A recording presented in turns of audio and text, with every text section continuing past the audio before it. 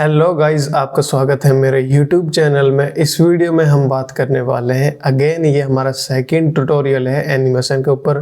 यहाँ पर मैं सबसे पहले एक बैकग्राउंड ले लेता हूँ। यहाँ पर आपने क्लिक करना है न्यू आइटम के ऑप्शन पर। यहाँ पर मैं ले रहा हूँ कलर मैट। कलर मैट के अंदर आपने ये रेशियो चेक कर लेना है आपके हिसाब से सही है या गलत। उसके बाद ओके पर क्लिक कर देना है और यहाँ पर ले लेता हूँ मैं येलो टाइप में कुछ इस प्रकार का कलर और यहाँ पर ओके पर क्लिक कर देता हूँ और इसका नाम दे देता हूँ यहाँ से बीजी और उसके बाद आपने एंटर प्रेस कर देना है। इसके बाद यहाँ पर मैं आता हूँ शेप टूल के अंदर और यहाँ से सेलेक्ट कर लेता हूँ एलिप्स। और यहाँ पर यदि आप सर्कल बनाना चाहते हैं तो शिफ्ट प्रेस करके इसको क्लिक करेंगे तो यहाँ पर ये सर्कल बनेगा, और यदि आप शिफ्ट प्रेस नहीं करेंगे तो यहाँ पर ये एलिप्स बनेगा। आप इसे एडजस्ट करके सर्कल भी बना सकते हैं, लेकिन यहाँ पर हम दोनों ही शेप बना लेते हैं कुछ इस प्रकार। तो वापस से मैं आपको बता देता हूँ, यदि आप यहाँ पर जो एलिप्स टूल है उसको सेलेक्ट करोगे और यहाँ पर जनरली कोई डिज़ाइन करोगे तो आपके सामने एलिप्स आएगी, लेकिन यदि आप यहाँ पर शिफ्ट प्रेस करोगे तो यहाँ पर आपके सामने सर्कल आएगा। तो यहाँ पर मैं इसको डिलीट कर देता हूँ। मैंने इनको अलग अलग लेयर्स पर इसलिए लिया है ताकि इनकी जो एनिमेशन है वो आपको समझ आ सके। तो यहाँ पर मैं दोनों में स्ट्रोक ऐड कर देता हूँ। यहाँ पर आप देखें, मैं फर्स्ट सर्कल के अंदर जाता हूँ और यहाँ पर मैं शेप पर क्लिक कर देता हूँ और यहाँ पर मैं जो स्ट्रोक है वो ब्लू कलर का उसको ऐड कर देता हूँ। सेम मैं यहाँ पर करता हूँ और यहाँ पर शेप के अंदर आता हूँ और यहाँ पर स्ट्रोक ऐड कर देता हूँ। यहाँ पर आप देखें हमारा जो स्ट्रोक है वो ऐड हो चुका है। अब आपको यहाँ पर एक चीज़ ध्यान होगी, यदि आपने लास्ट वीडियो देखी है, यहाँ पर मैंने आपको बताया था कि सबसे पहले आपने एंकर पॉइंट चेक करना है, तो यहाँ पर आपने क्लिक कर देना है। अब आप यहाँ पर देखें, ये एक सर्कल है लेकिन इसका सेंटर पॉइंट बाय डिफ़ॉल्ट यहाँ पर है, तो हमको इसे उठा के सेंटर में करना है, वरना इसकी जो रोटेशन है वो कुछ इस प्रकार की होगी जो कि हमारी एनिमेशन को बिगाड़ सकती है। तो यहाँ पर मैं Ctrl+Z प्रेस करता हूँ। असल में ये है कि जो हमारे ये सर्कल है, ये जिस कैनवास के अंदर है ये उसका सेंटर पॉइंट है, यानी उसका एंकर पॉइंट है। सेंटर पॉइंट और एंकर पॉइंट दोनों अलग अलग है, ध्यान रखना, कंफ्यूज नहीं होना। तो आपने यहाँ से इस बार रोटेशन नहीं देनी। जो भी आप शेप बनाते हैं प्रीमियर प्रो के अंदर, उसकी रोटेशन आपने शेप में जाना है और यहाँ पर नीचे आ जाना है। इसकी अलग से हमारे पास प्रॉपर्टीज़ मौजूद है, पोजीशन भी है और स्केल भी है, रोटेशन भी है, ओपेसिटी भी है और एंकर पॉइंट भी है। अब आप जैसे ही एंकर पॉइंट पर क्लिक करोगे तो यहाँ पर आप देखें इसका एंकर पॉइंट सेंटर में है।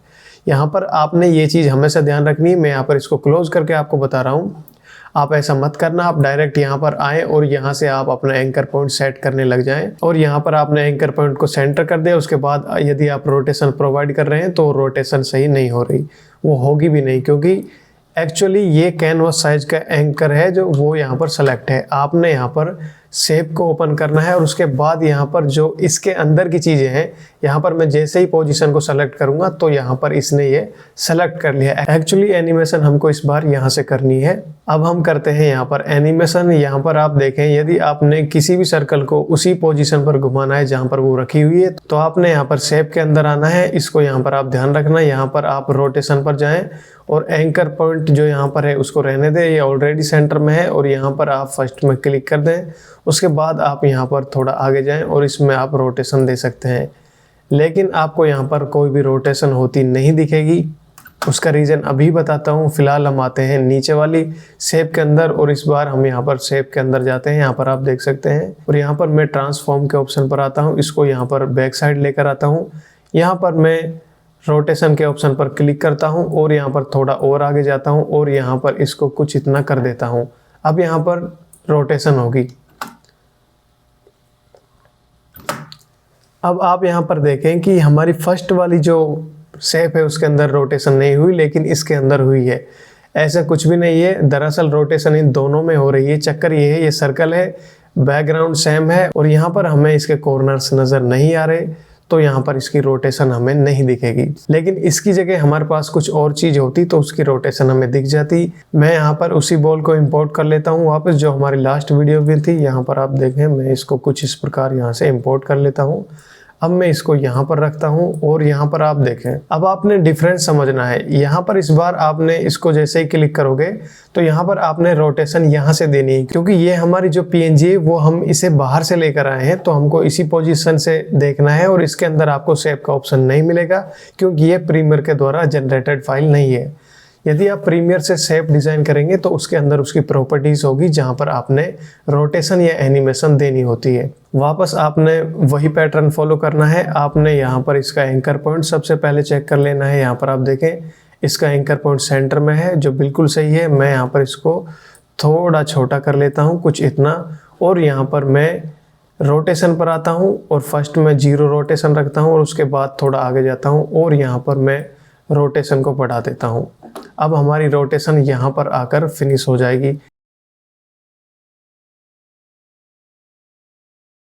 तो यहाँ पर मैं इन दोनों शेप्स को थोड़ी देर के लिए डिलीट कर देता हूँ। वापस हम इसी को एनिमेट करने वाले हैं। यहाँ पर मैं इसकी रोटेशन को रिमूव कर देता हूँ, मोशन पर क्लिक कर देता हूँ और इसको यहाँ पर सेलेक्ट करके यहाँ पर ले आता हूँ। उसके बाद यहाँ पर मैं स्केल पर क्लिक कर देता हूँ, रोटेशन पर क्लिक कर देता हूँ और उसके बाद यहाँ पर जो नीचे वाले ऑप्शंस हैं इसको आपने अभी नहीं छेड़ना। ये क्रॉप के ऑप्शन है, एंटी फ्लिकर कुछ और चीज़ के लिए यूज होता है। और यहाँ पर मैं इस बार ओपेसिटी पर भी क्लिक कर रहा हूँ।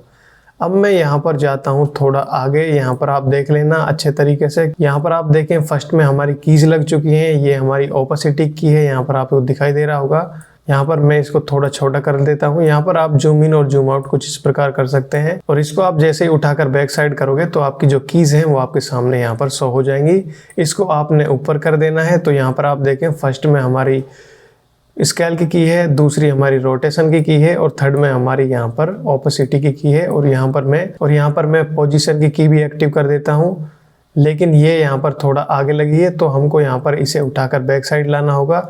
यहाँ पर आप देखें ये हमारी की आ चुकी है, तो यहाँ पर आपने उठाना है और इस प्रकार आपने इसे बैक कर देना है और वापस से आपने इसे जूम आउट करना है और यहाँ पर आप इसे बैक साइड कर दें। इसको थोड़ा और आप कम कर लें, उसके बाद यहाँ पर बैक साइड कर दें। अब आप यहाँ पर देखें, आपने यहाँ पर एक चीज़ ध्यान रखनी है कि आपकी जितनी भी कीज़ हैं स्टार्टिंग वाली वो यहाँ पर सेंट्रिक होनी चाहिए, यानी एक ही लाइन पर होनी चाहिए। यहाँ पर आप देख सकते हो ये हमारी पोजीशन की, स्केल की, ये रोटेशन और यहाँ पर ये ओपेसिटी। तो हम चलते हैं यहाँ पर थोड़ा आगे कुछ इतना और यहाँ पर मैं यहाँ पर क्लिक करता हूँ और यहाँ पर मैं इसकी पोजीशन को ले आता हूँ। यहाँ पर ये हमारी सेकंड की लग चुकी है। यहाँ पर मैं इसको थोड़ा आगे कर देता हूँ और इसको यहाँ पर मैं बड़ा कर देता हूँ और इसको यहाँ से मैं फ़िलहाल के लिए थोड़ा छोटा कर देता हूँ।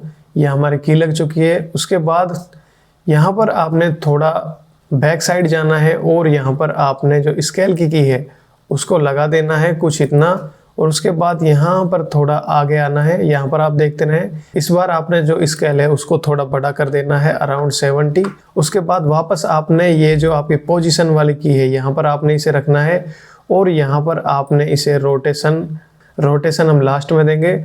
उसके बाद यहाँ पर मैं ओपेसिटी के ऑप्शन पर जाता हूँ और यहाँ पर थोड़ा बैक आता हूँ और यहाँ पर एक की लगा देता हूँ। उसके बाद यहाँ पर आगे आकर जो हमने स्केल की सेकंड की लगाई थी और यहाँ पर मैं ओपेसिटी कर देता हूँ बिल्कुल 0। यहाँ पर आप देख सकते हैं। उसके बाद यहाँ पर मैं थोड़ा आगे आता हूँ कुछ इतना और यहाँ पर मैं ओपेसिटी कर देता हूँ 18। उसके बाद यहाँ पर आप देखें, जैसे ही मैं यहाँ पर ओपेसिटी अप या डाउन कर रहा था तो यहाँ से भी ओपेसिटी ऑलरेडी डाउन हो चुकी है। यहाँ पर मैंने शायद लास्ट वीडियो में आपको बता दिया था जिसमें टाइमलाइन के बारे में बताया था। उसके बाद यहाँ पर मैं चलता हूँ थोड़ा आगे। यहाँ पर आप देखें, इसको हम थोड़ा आगे बढ़ाते हैं। तो यहाँ पर मैं मोशन पर क्लिक कर देता हूँ और उसके बाद यहाँ पर मैं आ जाता हूँ कुछ इतना और यहाँ पर जो स्केल है उसको कर देते हैं यहाँ पर 65 और यहाँ पर जो हमारी ओपेसिटी है उसको वापस से कर देते हैं 100 और यहाँ पर जाता हूँ मैं थोड़ा आगे की तरफ कुछ इतना और यहाँ पर मैं इसको कर देता हूँ कुछ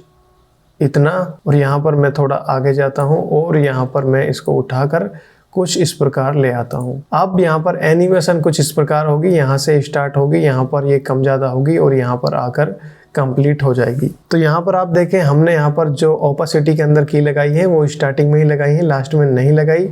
अब मैं यहाँ पर लास्ट में रोटेशन प्रोवाइड कर देता हूँ और यहाँ पर मैं इतनी रोटेशन रख देता हूँ। अब आप यहाँ पर रिजल्ट चेक करें।